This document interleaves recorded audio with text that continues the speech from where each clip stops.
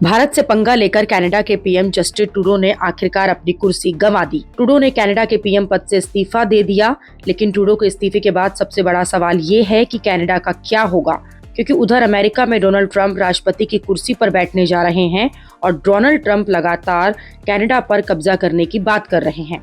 अब जब ट्रूडो ने कनाडा के पीएम की कुर्सी छोड़ दी है, तो इस पर भी ट्रंप ने कह दिया कि ट्रूडो ने इस्तीफा इसलिए दिया क्योंकि उन्हें एहसास हो गया कि अमेरिका अब कनाडा के बड़े व्यापार घाटे और सब्सिडी को सहन नहीं करेगा।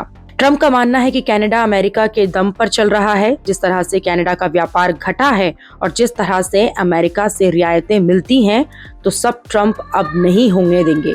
ट्रंप ने पहले ही कनाडा और ट्रूडो को धमकी दे दी थी कि कनाडा की चीजों पर अमेरिका 25% टैरिफ लगा देगा। इन धमकियों के साथ डोनाल्ड ट्रंप लगातार कनाडा को ये भी कह रहे हैं कि अमेरिका में 50 राज्य हैं और अगर कनाडा अमेरिका का 51वां राज्य बन जाएगा तो इससे कनाडा का ही फायदा होगा, क्योंकि अगर कनाडा अमेरिका का हिस्सा बन जाएगा तो कनाडा को न कोई टैरिफ देना होगा, टैक्स भी कम हो जाएंगे और कनाडा रूस चीन के खतरे से भी सुरक्षित हो जाएगा।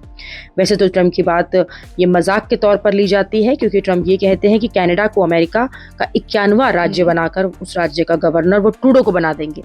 लेकिन ट्रूडो इतनी बेइज्जती के बाद भी ट्रंप को कुछ ना कह सके और आखिरकार उन्होंने अपनी कुर्सी छोड़ दी। लेकिन ट्रूडो के जाने के बाद सवाल ये बना हुआ है कि कनाडा का क्या होगा। क्या ट्रूडो के इस्तीफे से भारत कनाडा के रिश्ते बेहतर होने का मौका मिलेगा या फिर ट्रूडो की जगह कोई दूसरा आ जाएगा? वो तो भारत के साथ नीति रखेगा। अमेरिका यूरोप का इकलौता देश कनाडा है जिससे भारत के साथ संबंध बिगड़े हुए हैं और ये संबंध खालिस्तान के मुद्दे को लेकर बिगड़े हैं। लेकिन ट्रूडो के जाने के बाद से एक उम्मीद बनी है कि फिर शायद कनाडा को समझ में आएगी कि भारत के साथ रिश्ते बिगाड़ने से उसका ही नुकसान है। अक्टूबर में कनाडा में चुनाव होने वाले हैं और इस तरह 8-9 महीनों का समय है जो कनाडा के लिए बहुत गंभीर समय है।